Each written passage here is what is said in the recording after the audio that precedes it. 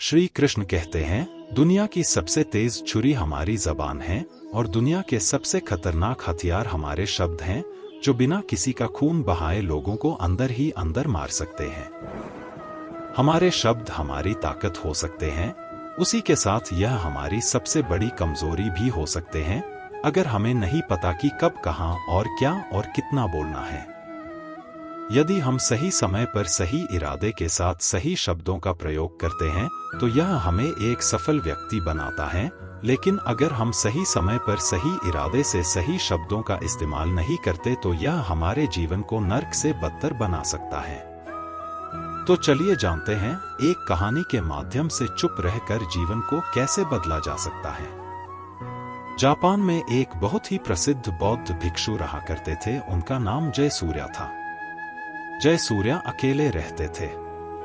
दुनिया के शोर शराबे से दूर जंगल में वो रहते थे और वह बड़े ही ध्यानी और प्रभु भक्त व्यक्ति थे, इसलिए वह पूरे जापान में बहुत प्रसिद्ध थे। एक दिन एक राजकुमार जयसूर्या के पास आया और बोला, हे प्रभु, मैं हमेशा थका हुआ, निराश और परेशान महसूस करता हूँ। मेरा मन बहुत अशांत रहता है, हालांकि मेरे पास सब कुछ है, दौलत, शोहरत, सुख सुविधाएं जो हर व्यक्ति चाहता है या पाने की चाहत करता है, लेकिन फिर भी मेरे अंदर इतनी अशांति और चिंता क्यों है। जयसूर्या ने उसकी बात बहुत ही ध्यान सुनी और कुछ सोचने के बाद कहा, तुम इस प्रश्न का उत्तर जानते हो, बस तुमने कभी इस प्रश्न को हल करने की कोशिश नहीं की है। जयसूर्या ने आगे कहा, मैं एक खोज करना चाहता हूं, क्या तुम मेरा साथ उसमें दोगे? इस खोज के बाद तुम्हारे जीवन में किसी भी तरह की अशांति और चिंता नहीं रहेंगी। यह बात सुनकर राजकुमार बहुत खुश हुआ। उसने जयसूर्या से कहा, बताइए मुझे क्या करना होगा, अपने मन के शांति के लिए मैं कुछ भी करने को तैयार हूं। राजकुमार की बात सुनकर जयसूर्या ने कहा, तो फिर अगले 15 दिन तक मेरे आश्रम में रहोगे और एक सामान्य व्यक्ति की तरह अपना जीवन व्यक्तित्व करोगे और इन 15 दिनों में तुम अकेले और चुपचाप रहोगे, जितना हो सके कम बोलोगे। राजकुमार सहमत हो गया। पहले दिन राजकुमार को लगा कि उसका मन सामान्य से अधिक अशांत और विचलित है। उसके मन में तरह तरह के विचार आ रहे थे और वह आम लोगों की तरह जीवन जीने में असहज महसूस कर रहा था और उसे अंदर से बोलने की चाहत हो रही थी, लेकिन वह चुपचाप रहा।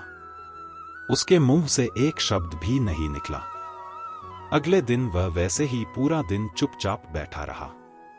अगले 2-3 दिन बस वह चुपचाप बैठे रहता, लेकिन रात होते होते उसे अंदर ही अंदर शांति का अनुभव होने लगा। उसके लिए यह अनुभव अजीब था।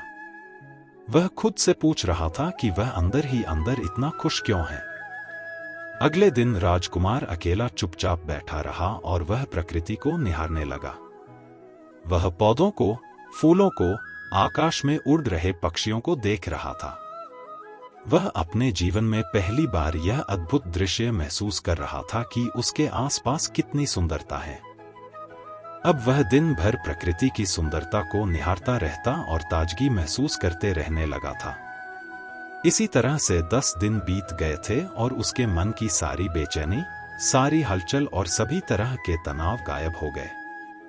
11वें दिन की सुबह राजकुमार फिर से एकांत में बैठ गया और कुछ ही मिनटों में उसकी आंखें अपने आप बंद हो गई और वह गहरे ध्यान में चला गया। वह पूरे दिन वहीं पर ध्यान लगा के बैठा रहा और गहरे ध्यान में डूबा रहा। ना कोई शब्द, ना कोई चिंता। राजकुमार भीतर से असीम शांति और आनंद से भर गया। राजकुमार अपने बाकी के 4 दिन इसी तरह व्यतीत करने के बाद जयसूर्या के पास गया और उन्हें प्रणाम किया और बोला, हे भिक्षु महाराज, मुझे उत्तर मिल गया कि मेरे में इतनी उथल पुथल और चिंता क्यों था। मैं जान गया कि मेरा मन इतना अशांत और विचलित क्यों था। जयसूर्या ने मुस्कुराते हुए कहा, बताओ क्या उत्तर मिला तुम्हें? राजकुमार ने कहा, मैं जरूरत से ज्यादा बातें करता था। मैं किसी पर भी अपने शब्द और ऊर्जा व्यर्थ करता था। मैं दिन भर अपने लोगों से फालतू बातें करता और अकेले में उन्हीं लोगों के बारे में सोचता रहता था। ज्यादातर समय नेगेटिव बातें सोचता रहता और इस तरह से मैं अपना समय बर्बाद कर देता था। ज्यादा बोलने और निगेटिव सोचने से मेरा मन अशांत और बेचैन हो गया था। इसी वजह से मैं किसी काम को ठीक से नहीं कर पा रहा था, जिसकी वजह से मैं हर काम में असफल होने लगा और फिर इन्हीं लगातार मिलने वाली असफलताओं की वजह से ही मैं उदास और चिड़चिड़ा हो गया। इन्हीं सभी चीजों के वजह से मेरा जीवन बर्बाद हो रहा था। यहाँ पर हुए 15 दिन मेरे लिए पूरी तरह से अलग थे। मुझे कुछ अलग ही एहसास यहाँ पर हो रहा था। अब मुझे ऐसा लग रहा है मैं अपना जीवन पूरी तरह से जी रहा हूँ, लेकिन इसके पहले मैं अपना जीवन गलत तरीके से जी रहा था। जीवन में खुद को जानना और समझना बहुत जरूरी होता है, जो मैंने पिछले 15 दिनों में अनुभव किया। राजकुमार की सारी बातें सुनने के बाद जयसूर्या ने कहा, सिर्फ तुम ही नहीं, दुनिया में ज्यादातर लोग जरूरत से अधिक बोलते हैं। आज भी लोग ज्यादातर समय केवल दूसरों को नीचा दिखाने के लिए ही बर्बाद करते हैं। जयसूर्या ने राजकुमार को चुप रहने का महत्व समझाते हुए कहा, एक बार गौतम बुद्ध से उनके एक शिष्य ने पूछा, आप ज्यादातर चुप क्यों रहते हैं? तब बुद्ध उन्हें चुप रहने के फायदे को समझाते हैं। चुप रहने से व्यक्ति अंदर से अनंत शांति और गहराइयों में होता है। मौन अपने भीतर उतरने की पहली सीढ़ी है। मौन के बिना खुद को जानना असंभव है। खुद को जानने और समझने का पहला नियम है मौन हो जाओ। कम बोलने का कोई भी नुकसान नहीं है, लेकिन यदि आप ज्यादा बोलते हैं तो आप अधिक गलतियां करते हैं। अगर व्यक्ति कम बोलना शुरू कर दें तो संसार की 90% मुसीबतें अपने आप खत्म हो जाएंगी। जिसने मौन रहने की कला जान ली, वो भीड़ में भी अकेले रहने कला जान लेता है। एकांत में तो आदमी आनंदित रहता है, दूसरों की उपस्थिति ही तो बेचैनी पैदा करती है। चुप रहने की शक्ति से अधिकतर ऊर्जा को बचा लोगे। इस कहानी से हमें यह सीखने को मिलता है कि चुप रहने में भी एक अद्भुत शक्ति होती है।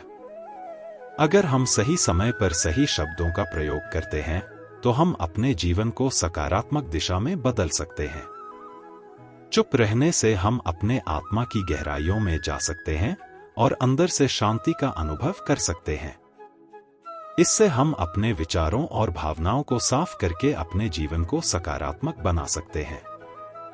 चुप रहने की कला हमें सीखनी चाहिए ताकि हम अपने शब्दों का सही इस्तेमाल करके अपने और दूसरों के जीवन को सुधार सकें।